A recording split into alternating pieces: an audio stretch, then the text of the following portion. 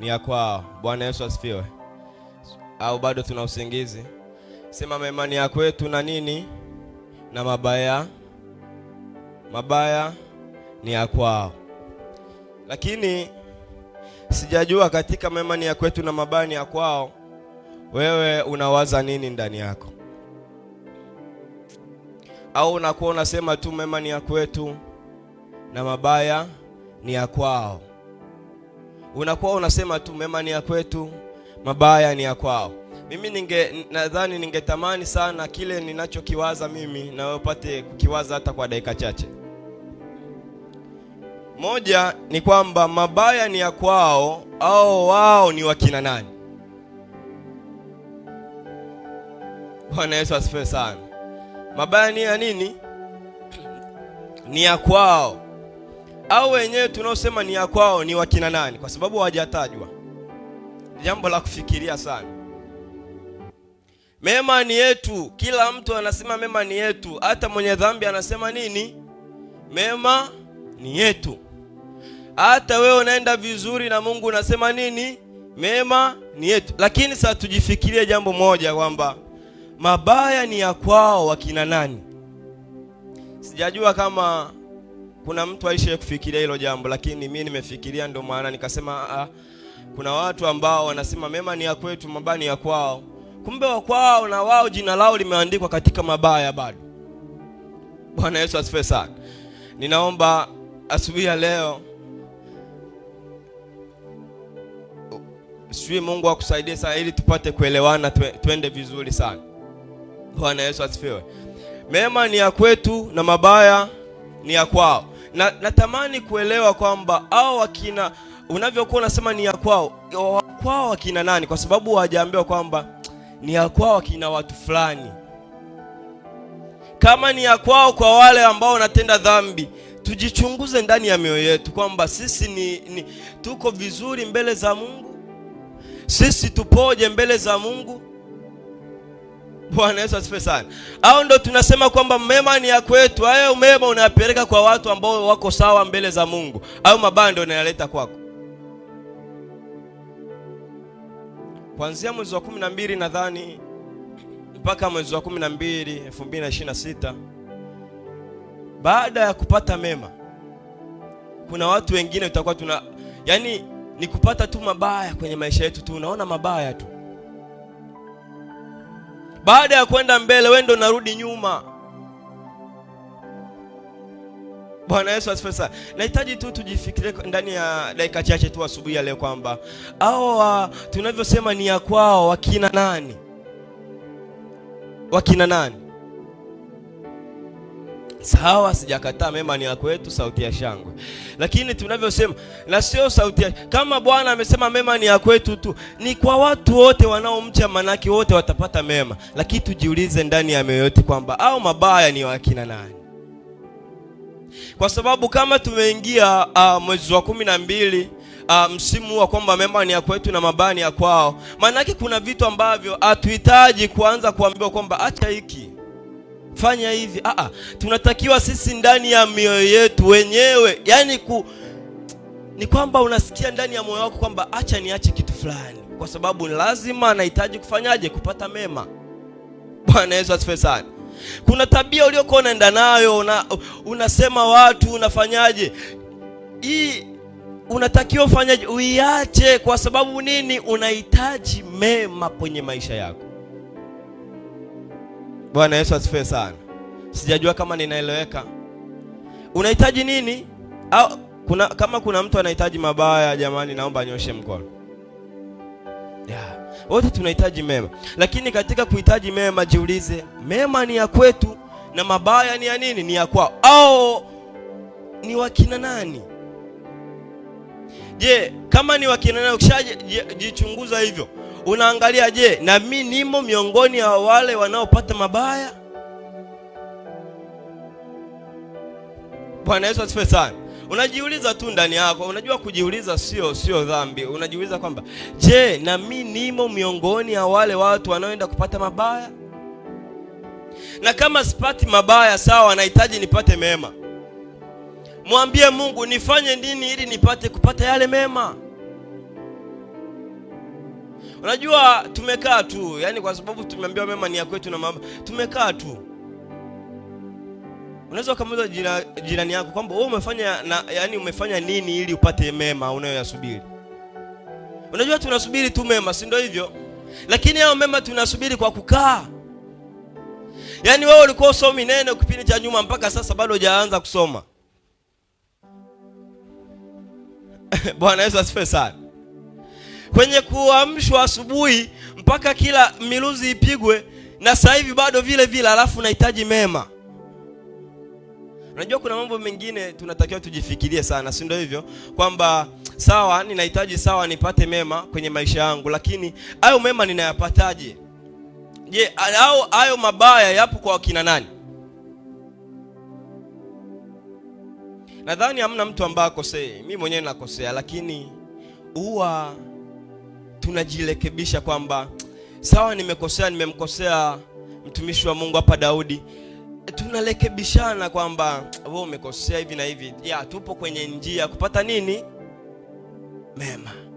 Sio njia ya kupata mabaya, manake tukosane alafu nianze manake natengeneza bomu la kwenda kupata mabaya, manake na mimi nakuwa kwamba wale ambao tunasema wa kwao ndio mimi miongoni mwao.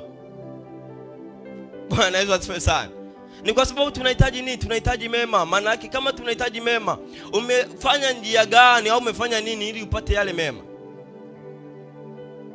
Kwa hiyo katika kupata mema, somo langu liko hivi. Kuna watu wanakata tamaa kwenye maisha yao. Kuna watu wanakata tamaa hapa Sauti ya Shangwe, lakini ni kwamba wajui kwamba ile jambo tunalolihitaji linahitaji wakati sahihi. Bwana Yesu asifiwe sana. Sawa, ninahitaji jambo fulani. Sawa, nahitaji mema, umeambiwa kwamba utapata mema. Lakini hayo mema kuna mtu anahangaika ili aanze kuyapata sasa hivi. Yaani anataka mema yakaanze kudhihirika kwenye maisha yake. Na nikasema jambo moja kwamba umefanya nini ili uanze kupata hayo mema? Bado. Alafu unahitaji hayo mema. Alafu unakuta huyo mtu bado anakata tamaa kwenye maisha yake. Hata kama bado unampendeza Mungu, umefanya kila kitu, subiri kwanza hayo mema, kuna wakati wako wa kufanyaje? Wa kuyapata. Bwana Yesu asifiwe sana. Subiri. Mimi nafurahi sana kuona tuko mahali hapa, kila siku tunajifunza. Ni jambo la neema, kwa sababu sio kila kanisa au sio kila sehemu wanafundisha.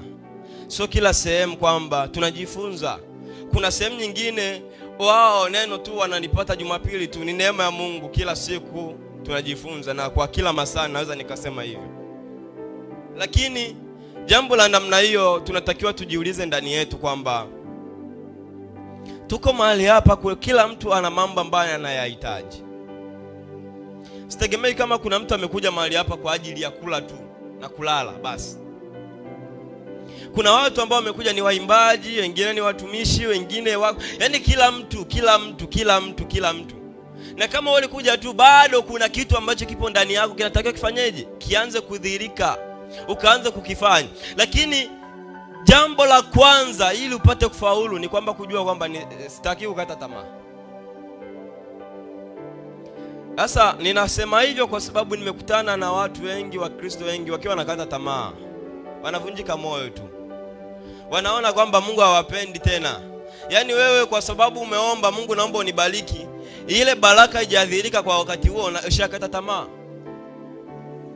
Kile kitu unachokihitaji hujakipata kwa wakati huo, ushakata tamaa. Unamwambia Mungu, naomba uniinue, naomba unipe kitu fulani, wewe unakata tamaa kwa sababu bado hujakipata. Bwana Yesu asifiwe sana. Bado hujakipata, unafanyaje? Unakata tamaa. Sasa katika kupata mema ni ya kwetu, usije ukasema mbona mimi ninampendeza Mungu alafu sipati mema kwa wakati huo. Sikiliza. Ukasema kwamba mimi labda ndo mtu wa kupata mabaya. Hapana. Kuna wakati wako ambao unaandaliwa kwa ajili ya kupata mema. Na sio kila mtu tutapata mema kwa wakati mmoja. Hilo nahitaji tulijue. Wewe utakapopata mema kwa wakati wako na masaa yako, sivyo mimi nitakavyopata kwa wakati huo. Bwana Yesu asifiwe sana. Lakini kwa sababu wewe kupata na huyu hajapata, haikufanyi huyu akate tamaa. Sijui kama ninaeleweka. Yaani mimi kupata mema mwezi huu wa 12, huyu akapata mema mwezi wa 6, si wote tumepata mema? Msimu ni ule ule. Jambo lake ni huyu asikate tamaa, aendelee kusonga mbele, ajue kwamba bado Mungu ananifanyaje, ananiandalia jambo lililo bora. Sasa changamoto ni kwamba mbona wote tulikuwa tunaomba kubarikiwa, wote tulikuwa tunaomba ili tupate kazi. Kwa nini huyu anapata kazi, mimi sijapata kazi? Kwa nini huyu anafanya hivi, mimi bado? Kwa nini ile kwa nini? Ninaomba kwa sababu wote ni tunamcha Mungu, tuiondoe kwanza kwa nini mbele za Bwana. Unajua kwa nini imeharibu watu wengi? Au mjajua? Kwa nini imesababisha hata yale mambo tunayoyahitaji, yani yale mambo ambayo tulikuwa tunajua kwamba tutayapata, ambayo Mungu alikuwa amepanga kuyaweka kwetu, hatujayapata? Kwa sababu chanzo cha wewe ukata tamaa ni ili usipate kile kitu unachofanyaje, ambacho umepangiwa kukipata. Kwa tamaa, hamna mtu anayekata tamaa alafu baadaye bado anabarikiwa vile vile, au anapata kile kitu alichokuwa anakihitaji. Hayupo. Ukiona huyu mtu amekata tamaa kwa jambo aliyokuwa analiombea, Bwana Yesu asifiwe sana, ujue hata atabadilisha maombi, yani atabadilisha mfumo wake wote, atabadilisha. Katika kubadilisha ndio nakuta mtu bado kile kitu alichokuwa anakihitaji anarudi nyuma. Ni Wakristo wangapi ambao tumewaona bado hapo makanisani, wengine walikuwa wanatumika madhabahuni alafu bado wanarudi kwenye uganga, kuamini kwamba akienda kwa shetani ndio atapata kile kitu anachokihitaji? Ni wangapi? Lakini imewapa faida gani? Kwa sababu gani? Walikata tamaa. Bwana Yesu asifiwe sana. Alifanyaje? Walikata tamaa. Kwa jambo la kusababisha ukate tamaa ni adui. Unajua wote tulioko mahali hapa, adui anatutamani sana. Anatutamani. Yaani adui anamtamani jamaa wangu hapo Jose hapo. Kwa nini? Ni kwa sababu anashinda wapi? Na kama anashinda kanisani, maana yake atashindwa naombewa, anafanyaje? Maana yake adui hamwezi tena. Bwana Yesu asifiwe sana.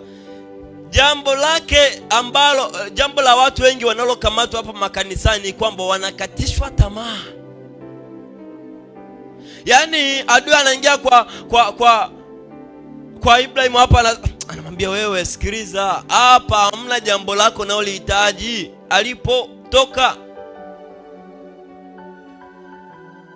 Bwana Yesu asifiwe sana. Na ukata tamaa inaanzaje? Haianzi kwa sababu eti wewe inaanza tu taratibu kwamba mimi sistahili, mbona kama hivi natengwa, mbona kama hivi kuna hili, mbona kama hivi nimeomba sana sipati lile jambo ninalolihitaji, mbona? Kwa nini zinakuwa ni nyingi alafu zinasababisha unaondoka mbali na muujiza wako? Bwana Yesu asifiwe sana. Wewe jiulize swali moja kwamba je, wote waliotoka mahali hapa walitoka kwa sababu wamepata kile kitu Mungu alichokuwa amewaahidi? Na kama wote kuna wengine walitoka kabla hawajapata, kwa nini? Bwana Yesu asifiwe. Kwa nini? Kwa sababu wamekata nini? Tamaa. Kwa sababu wamekata tamaa. Na ni jambo la ajabu sana. Ninaomba mtu mmoja atanisomea katika kitabu cha Mhubiri, ile Mhubiri 3 mstari wa kwanza. Mhubiri 3 mstari wa kwanza.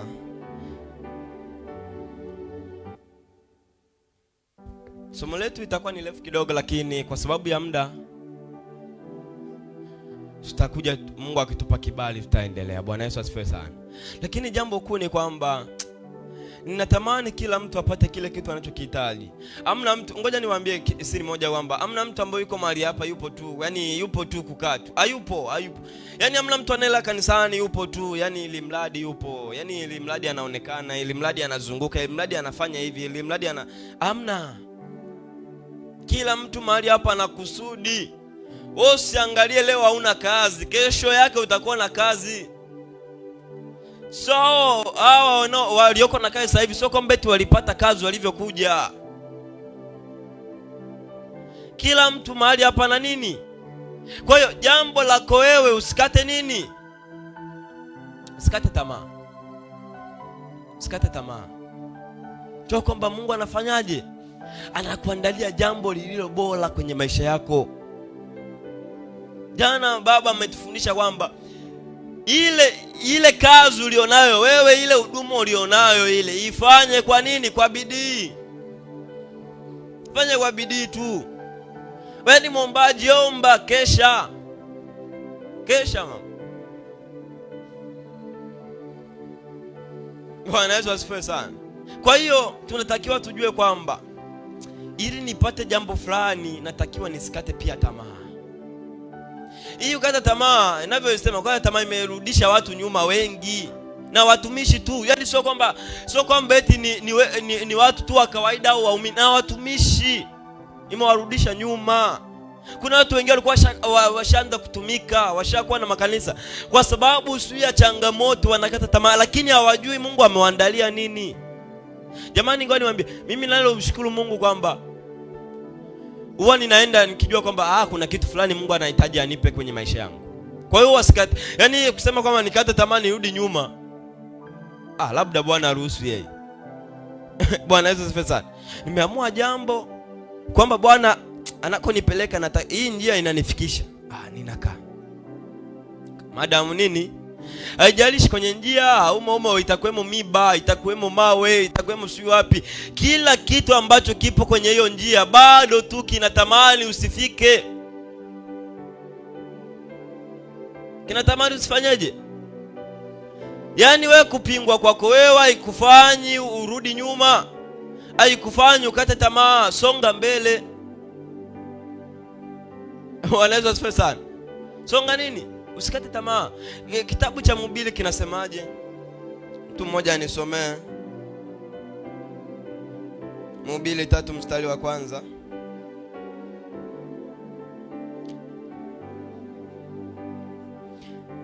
Inasema kila jambo kuna majira yake na wakati kila kusudi chini ya mbingu. Si ndio hivyo? Bwana Yesu asifiwe sana. Kila nini? Kila jambo lina majira yake. Jambo la wewe kuinuliwa ndio majira. Kuna majira yake, usikate tamaa. Bwana Yesu asifiwe sana. Usikate nini? Yaani wewe kukaa mahali hapa Sauti ya Shangwe ni majira yako, ndio maana uko mahali hapa. Kwani ulikuwa uonekani mpaka usiwe mahali hapa? Ni majira yako. Jambo lako ni wewe, usikate tamaa. Kuinuliwa, ukiona unainuliwa usimdharau yule ambaye hajainuliwa. Ni majira yako wewe kuinuliwa. Na kuna majira yake yatafika yeye kuinuliwa.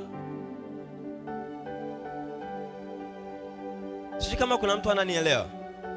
Bwana Yesu asifiwe sana. Kwa hiyo kupata mema kwa wale watu ambao wanastahili kupata mema, kuna majira yao. Hatufanani. Kuinuliwa kwetu hakufanani. Yaani katika maisha yetu tusije tuondoe kwamba ile ya kujilinganisha, tuiondoe kabisa, tuiondoe. Hatufanani.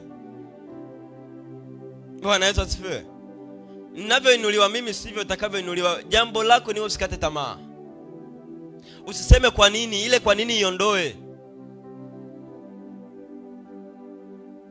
Usikate nini? Tamaa. Anasema kila jambo lina majira yake. Maana yake jambo lako la wewe kusonga mbele, la wewe kupata hilo jambo lako unalihitaji, ni majira. Bwana Yesu asifiwe. Ni nini? Ni majira. Na ukiona mwenzako hajapata, yani wewe ukiona mwenzako amewahi kupewa jambo, wewe ndio mshukuru Mungu, mwambieje Bwana kwamba ninajua kwamba Mungu unaniandalia kitu ambacho ni bora kuliko hiki. Haleluya. Sasa katika kumwambia Mungu kwamba ninajua kwamba unaniandalia kitu ambacho ni bora kuliko hiki, ndicho kinachofanya wewe usikate tamaa. Unaenda unasonga tu, haijalishi kuna mawe, kuna miba, kuna nini, unasonga tu. Iko hivi. Sasa hivi maisha ya watu au tulivyo, ninatamani mwenzangu mimi asifanikiwe. ninatamani mwenzangu asiende mbali. Bwana Yesu asifiwe sana. Nikiona mwingine anaenda mbali ninaumia. Ninatamani mimi tu. Bwana Yesu asifiwe sana. Inaharibu. Ninasema inaharibu hiyo kwa sababu wewe ambavyo unatamani wewe mwenzako asiende, ndio wakati ambao huyo mwenzako huyo anaandaliwa kitu ambacho ni bora. Ukiona mtu yupo kwa nafasi fulani, wewe mheshimu tu kwa nafasi yake, basi fanya wajibu wako. Fanya nini? Mzee mwenyewe jana alisema kwamba kila mtu afanye wajibu wake, yaani kwa bidii. Kwa hiyo kwamba kila jambo lina majira yake, kila jambo lina majira yake. Tusiangalie kwamba ili mbona, kwa nini itakuwaje. Wewe kutoka kwako kuja mahali hapa ni majira yako, umekuwa mahali hapa. Jambo ambalo ningependa watu pia wajiulize kama mimi ninavyojiuliza, kesho hautakuwa mahali hapa, kesho kutwa hautakuwa mahali hapa. Umevuna nini mahali hapa na umepanda nini? Kuna watu wanapanda kitu ambacho ni bomu, wanapanda hatari, wanapanda tu kuona simtakii sister hapa aende afanikiwe, simtakii huyu mtumishi awe mtumishi. Ndio jambo baya linalosababisha tusipate mema. Sasa ndio kuna watu ambao wanajiuliza, wewe unahitaji kila siku unasema mema ni ya kwetu na mabaya ni ya kwao. Ni wakina nani? Si useme tu mema ni ya kwao, mabaya ni ya kwetu. Si useme hivyo tu kikaeleweka. Kwa sababu na wewe ni miongoni wa watu. Unajua kuna watu wanajijua kwamba anakuwa anasema tu hadharani kwamba mema ni ya kwetu, mabaya ni ya kwao. Lakini kaka anamwambia wewe ndio wa mabaya sasa. Carlos kanashuhudia. Bwana Yesu asifiwe sana. Roho yake inamwambia wewe ni mtu wa kupata mabaya tu. Wewe sema mema mbele ya watu. Kwamba mdomo ndio unaozilisha jambo. Kinachozilisha ni moyo wa nini? Wa ndani. Je, wewe nalosema hilo linasema. Kwa hiyo kila jambo lina nini? Anaendea kwamba na kila kusudi chini ya nini? Chini ya mbingu. Maana yake kila kitu ujue ni kusudi la Mungu kulipata. Ni kusudi la nani? La Mungu kupata hilo jambo. Ni kusudi la Mungu kuimba. Ni kusudi la Bwana. Kwa hiyo usione kwamba kwa nini mbona hivi?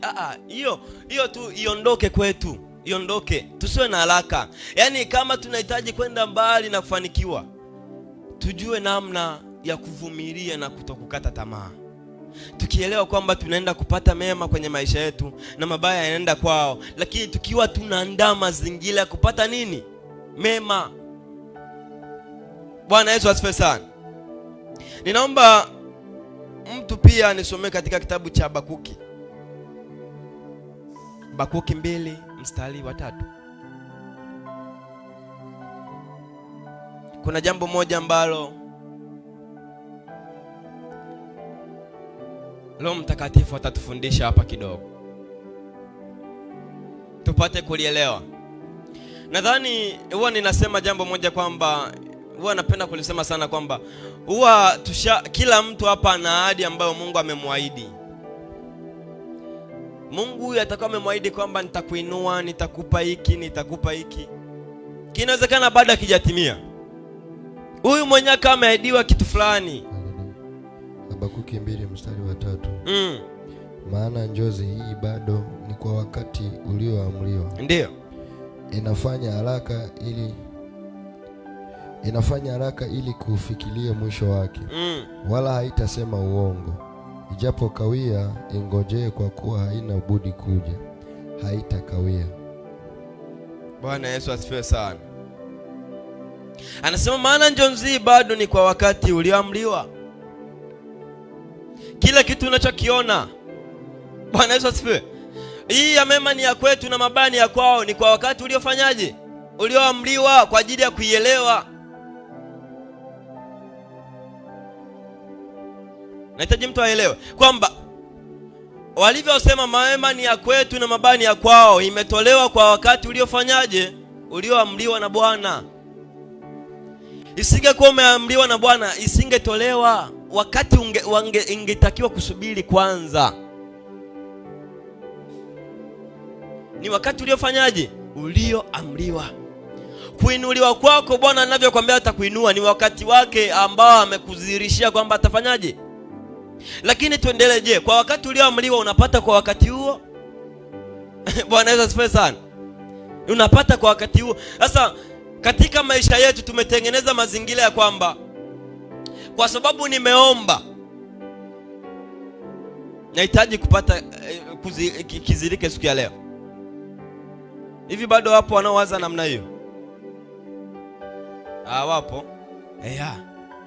Yaani kwamba wewe unatamani upo unaomba tu mpaka kidhirike. Unajua unavyokuwa unaomba ni kama unapanda. Tulivyo mahali hapa, yale mambo yote unayofanya kila kitu ni kama unapanda kambegu hivi. Sasa ndio ujiulize kwamba unapanda kambegu gani ambao katakupa mema. Hayo mema hayaji kwa sababu eti wewe unasema tu unatamka mema ni ya kwetu, mabaya ni ya kwao. Mema yanakuja kwa kupanda kuanzia sayaka kambegu na ukapanda. Unapanda kambegu gani? Bwana Yesu asifiwe sana. Unapanda kambegu gani? Sasa hivi ndio tupo tunapanda sasa hivi. Sasa ndio tujichunguze ndani ya mioyo yetu kwamba hivi mimi ninapanda nini? Ninapanda mema, ninapanda mabaya, ninapanda nini? Ninapanda nini?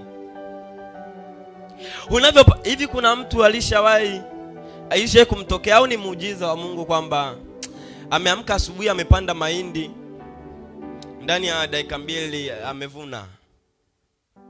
Labda ni muujiza, anaweza kanyosha mkono. Hayupo, si ndio hivyo? Tuna wakati wa kufanyaje? Wa kusubiri. Tunavyopanda tuna wakati wa kufanyaje? Kwa hiyo tunachokipanda, tukipanda mabaya, tuna wakati wa kuyasubiri hayo mabaya tupate kuyavuna. Na hayana budi kuja kwa sababu tumeyapanda. Na utayavuna tu kwa sababu umo ndani ya hayo mabaya. Ukipanda mema, utayavuna nini? Hayo mema. Ni jambo ambalo natakiwa ujiulize kila siku kwamba Bwana, huu ni mtego. Usishangilie tu kusema mema ni ya kwetu. Shangilia kuangalia, je, kuna kitu gani kilichojificha ndani ya mema ni ya kwetu? Mema ni ya kwetu wakina nani? Mtu anatoka kuiba anajisemea mema ni ya kwangu. Bwana Yesu asifiwe sana. Yaani unatoka huko siume mtukana mtu alafu unasema mema ni ya kwetu. Hapo ndio upo unapanda kwamba mabaya ni ya kwangu. Si useme tu kalo kako sikanadhihirisha. Bwana Yesu asifiwe sana. Leo yako ndio inadhihirisha kwamba mabaya ni ya kwako. Mabaya ni ya nani? Ni ya kwako. Mimi sisemi hivyo kwa ajili ya kujua kwamba nakwambia kwamba eti wewe unapanda mabaya. Nakwambia hivi kwa ajili ya tulekebike. Bwana Yesu asifiwe sana. Ili tuenende katika njia moja. Itauma sana katika kundi hili alafu watokee watu wengine waanze kuvuna mabaya. Na watavuna. Mimi nasema watavuna. Hamna mtu atakayepanda mabaya alafu akavuna mema. Hayupo. Watayavuna tu. Kile sasa kwenye kupanda huko hamna mtu atakaye kupandia. Mimi sitopanda ndani yako. Mzee hapa hatopanda ndani yako. Anayepanda ni wewe mwenyewe. Katika kuvuna ni wewe. Hautavuna mabaya alafu mema ndo tunaweza tukala wote. Kivuna mema tunaweza tukala wote. Kwa sababu umewahi, wakati wako umewahi. Wakati wangu ukifika tutakula. Ukivuna mabaya kwako. Bwana Yesu asifiwe sana. Mwenyewe si hasa kuna mtu anataka mabaya. Ukiendelea kidogo hapo anasema kwamba maana njonzi bado ni kwa wakati ulioamriwa. Inafanya haraka ili kufikia mwisho wake. Bwana Yesu asifiwe sana. kuzaa na kuinuliwa. Ilifanya haraka ili ipate kufanyaje? Kufikia mwisho wake. Sasa tujiulize, katika hii kuzaa na kuinuliwa ni wangapi waliozaa na kuinuliwa? Tuachane nayo. Sasa hii ya mema ni ya kwetu na mabaya ni ya kwao. Je, unajua bado inafanya haraka ili ipate kufikia mwisho wake, ipate kuwapa mema watu wake. Sasa katika kuwapa watu mema watu wake, tunatakiwa tufanyaje? Halo, tujiandae. Tupande mema. Unajua inasema kwamba inafanya haraka. Ninavyosema kufanya haraka, usijue ukasema sasa inafanya haraka unaanza kuhitaji leo. Yenyewe inafanya haraka. Mwezi wa 12 ni mdogo, hii miezi hii mingapi ni midogo iliyobaki. Lakini katika kufanya haraka inatafuta watu wake. Inamtafuta Pastor Daudi hapa, inamtafuta nani? Pastor nani? Ibla, inamtafuta Meshaki, Michael, inawatafuta tu watu wake ili wameze tu, yani ili fanya haraka. Bwana Yesu asifiwe sana. Ngoja niwaambie kitu kimoja, niwape siri moja. Hamna awamu inayobadilika kama bado watu hawajapata. Maana yake iko hivi. Wewe ambao kuzaa na kuinuliwa katika msimu ulioisha, hicho yani baada ya kuzaa na kuinuliwa kupata chochote, kwa sababu ndicho ulichokipanda. Mnatakiwa kujua hamna msimu unaobadilika kama bado kuna watu ambao bado hawajazaa na kuinuliwa au hawajaupata. Hauwezi ukabadilika. Umebadilika kwa sababu kuna watu wamezaa na kuinuliwa, na watu wake wa kuzaa na kuinuliwa huo msimu umefanya haraka ikawachukua wakaisha. Waliobaki walikuwa waruhusiwi kuzaa na kuinuliwa kwa sababu hujapanda. Tazaje na kuinuliwa kati wewe yaani unazaa kati ya hauna mke, hauna mume. Sasa na mwanaume anazaa. Bwana Yesu, Michael unazaa?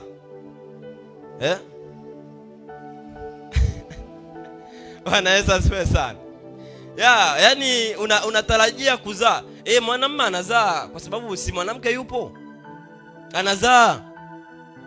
Nikaruga tu kwa kusema kwamba sasa mwanamume mimba naiwekaje? Mimi mimba humo hawezi kaingia, lakini inaingia si kwa nani? Kwa hiyo mwanamke atazaa peke yake. Bwana Yesu asifiwe. Lakini katika kuzaa na kuinuliwa kuna watu wa kutafuta wachumba. Kuna watu wa kutafuta ngazi za kusimamia ili wapande ili wainuke. Wewe umekaa. Sasa ulichokipanda hicho, ngoja niwaambie, msimu wa kubadilika kama kuna watu ambao watu wake hujawachukua. Wote walichukuliwa watu wake. Kama wewe ulibaki vile vile, ujue kwamba ndo kile ulichokipanda. Na hata mema ni ya kwetu, usishangilie kwamba kuzaa na kuinuliwa. Si kila mtu alikuwa anasema kuzaa, naenda kuzaa na kuinuliwa. Si kila mtu. Sasa hiyo kila mtu hiyo, jiulize wewe umezaa na kuinuliwa. Bwana Yesu asifiwe sana. Jiulize tu ndani yako kwamba hivi mimi nimezaa na kuinuliwa? Sasa bahati nzuri nimesikia na waimbaji wametutungia kawimbo, mema ya kwetu, mabaya ya kwao. Sasa hii tunavyokuwa tunaimba, kuna watu wanaimba wanatamka mema ya kwetu, mabaya ya, lakini kalokao kanawaambia mabaya ya kwangu, mema ya kwao. Isinilo inayoshuhudia. Usishangilie kuimba huo wimbo. Yaani wewe cha kushangilia ni kwamba unauimba kwa sababu unastahili kupata hayo mema. Bwana Yesu asifiwe sana. Wewe unaimba utakuwa unaruka tu hapa mbele. Ya mema ya. Lakini katika kuruka hapa mbele kuna kaloke kingine kanakwambia, jamani siwache kuruka, wimbo sio wako. Nadanganya. Bwana Yesu asifiwe sana. Ndio hivyo. Ni kwa sababu gani unapanda kile unachokipanda? Yaani wewe unachokipanda ukijui. Unapanda ngoja tuendelee kidogo hapa. Tuone kwamba anavyosema kwamba inafanya haraka ili kufikia mwisho wake. Wala haitasema uongo. Bwana Yesu asifiwe. Anasema wala haitasema nini? Uongo haisemi. Na ndio nao sema hii kuzaa na kuinuliwa, kuna watu wamezaa na kuinuliwa haijasema uongo. Kuna mtu alikuwa anajichunguza ndani yake, ukimwangalia kwenye kalo kake anasema hivi kuzaa na kuinuliwa ni wakina nani wamezaa na kuinuliwa? Mbona mimi sioni kuzaa, sioni katoto. Sioni ngazi iliyonipandisha level nyingine. Kama nilikuwa hapa nalala hapa, bado nalala pale pale, niko vile vile. Sasa ngoja niwaambie, katika kuzaa na kuinuliwa iko hivi. Inawezekana umezaa na kuinuliwa lakini hujajua, kwa sababu umepanda nini? Mema. Na umetafuta mchumba, umetafuta nini? Sio mchumba wa kimwili, lakini mchumba wa kiroho. Aliyesababisha mzee wote. Haleluya. Lakini katika kumtafuta, bado hayo matokeo hujayaona. Bado katota kajapigwa makofi ili kalie ujue kama kapo hai. Bwana Yesu asifiwe sana. Sasa subiri ili mpaka wakapeleke kwenye joto wako watoto. Kapigwa joto ili kapate kulia. Hivi ninaeleweka au nina? Bwana Yesu asifiwe sana. Nani nielewa, Mungu awabariki. Kwa hiyo tunatakiwa tujue kwamba nimepanda nini. Hiki cha mabaya ni ya kwao, mema ni ya kwetu. Ni kwamba kisemi uongo. Sasa katika kusema uongo, sije ukaona unapata mabaya ukasema yani mmetudanganya, msimu sijui ndo umepanda hayo. Umepanda nini? Hayo. Bwana Yesu asifiwe. Ukipanda mabaya utavuna mabaya tu. Ukipanda mema unavuna mema. Lakini nasema jambo moja ambalo tulizingatie, na nitaishia tu kwa mstari huu. Ni vizuri ambavyo tukipata kibali tena tutaendelea. Ni vizuri. Bwana Yesu asifiwe sana. Tutaendelea. Ni kwamba inasema hivi,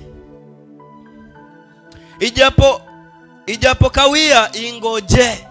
Yaani kwanza ijapo kawia ifanyeje? Kwani wamesema kwamba ikimbilie? Si ngoje. Kinachokufanya uone wahi ni nini?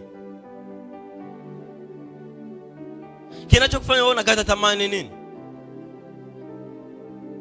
Kinachokufanya wewe unaona kwamba uinuki ni nini? Sema ni ushamba. Si ni ushamba tu. Kama nadanganya. Haleluya. Ni kutokujua. Unajua tunaona vichwa vimekaa hapa. Labda kutoa mama wetu hapa na viongozi unajua usije kusema hivi. Tunaona vichwa vimekaa hapa, kutoa wote, lakini tunatoa mfano kwa. Tunaona vichwa vimekaa hapa, lakini sio vichwa ambavyo vinaniangalia. Kuna kichwa kingine kimelala, kingine kimefumba macho, kingine kimefanya hivi kinakuangalizia kama kwenye, yani baada ya kuangalizia kwenye macho yeye anakunusa tu. Bwana Yesu asifiwe sana. Mwingine hajui, yani hajui tulikoanzia na sasa hivi tumefikaje, hajui. Hajui. Sasa wote hao wapo kwenye nini? Safari samehudhuria. Si yuko mahali hapa ibadani? Bwana Yesu asifiwe sana. Ingoje. Na aliyenielewa hapa abarikiwe. Fanyeje? Tumetoka ingoje. Tunaenda kwa mafumbo kidogo, lakini ninaeleweka. Haleluya. Ingoje. Jambo ni kwamba ingoje. Usione kwamba kwa sababu huyu amelala na mimi ngoja nilale. Si ni yeye. Si amevuna.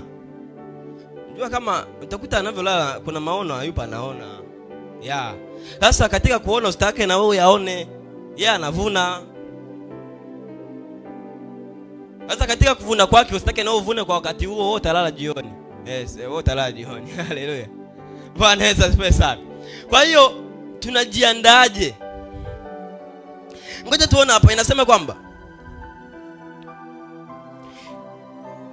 haisemi uongo. Ijapokawia ingoje, kwa kuwa haina budi kuja, haitakawia. Unajua kuna fumbo hapa kidogo. Katika masaa dakika hizi tulizobaki nazo, masaa kama 10 hivi, tuiangalie kwamba je, ijapokawia ingoje, maana yake kuna muda ambao tunajua kwamba itakawia. Lakini inasema baadaye inakuja inarudi kwamba anasema ngoja tusome vizuri kwamba kwa kuwa inabudi kuja, haitakawia. Sasa tujiulize kwamba kila kitu kinachofanyika kwa Bwana ni mapenzi yake kwa wakati huo. Wewe usione kitu kimechelewa kwake yeye akijafanyaje. Haleluya. Sijui kama kuna mtu ananielewa. Yani wewe kitu hicho ambacho naona kimekawia, akijakawia kwake anasema bado ni wakati ambao ninamwandalia kitu bora. Umesikia Damek? Kena biashara leo hujauza, kesho utauza. Bwana Yesu asifiwe sana. Ndio hivyo. Ndio hivyo. Yani wewe ukiona kitu fulani, kisubiri tu.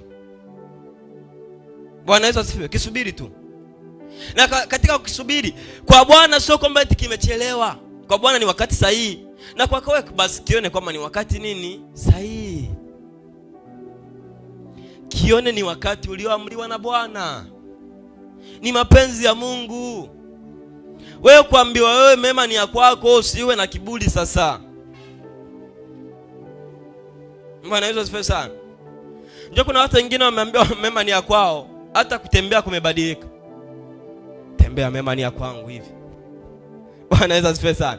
Ameona amenenepa tayari. Unajua kupata mema bwana kunanenepesha hata kama bado hajadhirika. Ukijua kwamba yapo haya hapo unayaona. Unavutia mate, kumbe kuna wakati wake. Bado tu utatembea. Sasa mimi nimeumia hapa kwenye mguu, tembea yangu hii, kuna mtu atasema unaenda anatembea kama mema ni ya kwake ashayapata. Nimeumia. Bwana Yesu asifiwe sana. Pale ulipo ninatamani sana asubuhi ya leo ujifikirie kwamba unapanda nini kwenye maisha yako. Yaani jambo la msingi ni kwamba ninapanda mimi. Ninapanda nini mimi? Ninapanda nini? Mungu akitupa kibali tutaliendelea somo letu, lakini tujiulize mimi ninapanda nini kwenye maisha yangu? Wewe jiulize tu ndani yako. Tutakapoenda kuomba kwa wakati, mwambie Mungu, ninaomba unirehemu. Bwana, ninaomba yale mema ambayo adui alikuwa anahitaji ayapaishe, ambayo alikuwa anaondolewa na kamdomo kangu, ambayo alikuwa anaondolewa na mtazamo wangu, ambayo alikuwa anaondolewa na fikra zangu, ambayo alikuwa anaondolewa na mabaya yote. Bwana, ninaomba ukayaondoe na ukanipe mema. Unajua kuna mtu mwingine anaona mema kwenye maisha yake, lakini kuona mema hajui kwamba hao ndio mabaya, hajui. Wewe unaonaje mema kati wewe hauko sawa na Mungu? Unaonaje mema? Ukitaka kujua kama unaona mema, yule anayekosea anakimbia hapa, anapiga magoti mbele za Bwana, anamwambia Mungu, ninaomba unitakase. Lakini kuna mtu mwingine anakosea ndani, ananyosha miguu, anasema mimi ni kontawa. Si wapo? Mimi ndo mwenyewe nimewaweza. Hata muondoko, yani kwenye anatenda dhambi lakini muondoko unabadilika, anaona kwamba nimemkomesha mtu fulani. Yani kumsengenya mtu fulani ndio anafurahi. Anaona kwamba nimemkomesha, yani atajuta tu. Sasa atajuta, unakuta katiba ashasema kitu, anakuzidi dhambi, anakuzidi utakatifu, anakuzidi kila kitu. Alafu utamkomeshaje? Bwana. Kwa hiyo jiulize ndani yako kwamba ninapanda nini? Ninapanda nini? Kwenye maisha yangu ninafanyaje? Ninapanda nini? Hata wale wanaonitazama, nyewe jiulizeni, kwa sababu mmekuwa mkifuatilia sana mafundisho, mkisikia kwamba tunapata mema kwenye maisha yetu na mabaya yanaenda kwao. Lakini jambo ambalo natakiwa jiulize ni kwamba mabaya yanaenda kwao kwa kina nani? Hawajatajwa, ndio kuna tatizo. Na kama hawajatajwa ni kwako wewe kwa ajili ya kujiandaa kwa ajili ya kupanda mema. Bwana Yesu asifiwe sana. Yaani andaa mazingira kwamba mimi ni mshindi, mimi ndo napata mema, mimi ndo niko hivi. Yaani acha ile kwamba kwa nini? Bwana Yesu asifiwe. Kuna njia ambazo tunaelekea, sio kwamba eti kila siku tutabaki sawa, lakini tunahitaji kurudi kwa Bwana. Tunahitaji kufanyaje? Kurudi. Tunahitaji kumwambia Mungu turehemu. Tunahitaji kumwambia Mungu tulikukosea. Tusijione sisi ndo wakamilifu kwenye kila sehemu. Yaani kuna mazingira, kuna mambo ambayo tunafanya ambayo yampendezi Mungu. Anatupokea tu na anazidi kuwa pamoja nasi. Kwa sababu gani? Ya neema tuliobebwa nayo. Lakini katika hii neema tuliobebwa nayo, tusione sisi ni wakuu kuliko watu wengine. Tushuke mbele za Bwana huku tukisubiria mema kwenye maisha yetu. Pale ulipo unaweza kusimama. Kwenye kusimama mwambie Mungu kwamba Bwana, umeniandalia nini? Bwana, ninaomba unisaidie katika njia ya kupanda, nikapande mema kwenye maisha yangu, nisipande mabaya. Bwana naomba unisaidie, kwa sababu mimi ninaamini hamna mtu anayejiokoa kwa akili yake mwenyewe, hayupo. Yaani nyenyekea mbele za Mungu. Wewe kama unagalagala, kama unafanyaje, ukimwambia Mungu, ninaamini na ninajua kwamba kuna mema ambayo ninaenda kuyapata. Katika kuyapata ninajiandaa sasa. Bwana ninaomba unifanyeje, unisaidie. Ninaomba Bwana unirehemu. Ninaomba Bwana unibadilishe, kwa sababu kwa akili yangu mimi sifanyeje, siwezi. Bwana Yesu asifiwe sana. Twende mbele za Mungu. Baba Mungu, katika jina la Yesu Kristo wa Nazareti, Bwana mgeni mtakatifu wa takatifu, tuko mbele zako Bwana, tunasema asante kwa sababu ya neema yako. Asante Bwana kwa sababu ya asubuhi ya leo. Tunakuja mbele zako Bwana, tunatubu, tunaomba rehema Jehova, tunaomba tusamee. Tunaomba tusamee Bwana mabwana. Tunaomba tusamee Mungu wa Israeli. Maana najua Bwana tumeukosea. Tumeukosea Bwana kwa kuwaza, kwa kutenda, kwa kujua ama kwa kutokujua Jehova. Achilia rehema Bwana juu yetu. Bwana, kuna msimu ambao tupo nao, msimu wa kupata mema kwetu na mabaya kwenda kwao. Tunaomba tusaidie Bwana, ukatuongoze, ukatuoneshe njia iliyoko sahihi Bwana, ili kile ulichokipanda ndani yetu Bwana kikapate kudhihirika Jehova. Bwana, tunahitaji neema yako Bwana. Tunahitaji mkono wako Jehova. Tunahitaji mkono wako Mungu wa Israeli. Ukatuongoze Bwana. Ukatuongoze Mungu wa Israeli. Yale mema ambayo umeyapanga kwetu kuyapata Bwana, tukapate kuyapata Jehova. Jehova, tunaomba neema yako. Tunaomba kibali chako. Tunaomba mkono wako Bwana. Bwana, ukapate kudhihirika kwetu Jehova. Asubuhi ya leo tunanyenyekea mbele zako Bwana. Tunaomba Bwana ukatuguse. Gusa maisha yetu. Gusa fikra zetu. Ongoza hatua zetu we Bwana. Ongoza Bwana maisha yetu Jehova. Kuna mambo mengi tunayohitaji mbele zako Bwana, tunaomba ukatuongoze. Ongoza Bwana hatua zetu. Ongoza Bwana, ongoza. Ongoza Jehova, ongoza. Ongoza Jehova Shama, ongoza Jehova. Peke yetu hatuwezi Bwana, peke yetu hatuwezi. Kuna mambo mengi ambayo Jehova tulikuwa tunawaza ambayo yakupendezi wewe Bwana, tunaomba tunirehemu. Tunaomba turehemu Jehova. Tunaomba turehemu Mungu wa Israeli. Tunaomba achilie msamaha wako Bwana juu yetu. Achilia msamaha wako Bwana mabwana. Achilia msamaha wako Mungu wa Israeli juu yetu. Jehova, tunaomba Bwana ukaachilie kibali chako. Mkono wako Bwana ukazidi kudhihirika juu yetu. Yale mema ambayo umetuahidi kwenye maisha yetu kama sauti, wana sauti ya shangwe, tukapate kuyapokea. Bwana, isitokee adui wa kutukatisha tamaa, wa kuleta vikwazo vya aina mbalimbali vikafanya turudi nyuma Jehova. Tunaomba neema yako. Tunaomba kibali chako na mkono wako Bwana, vikatushike kwa mkono wako. Bwana, tuongoze.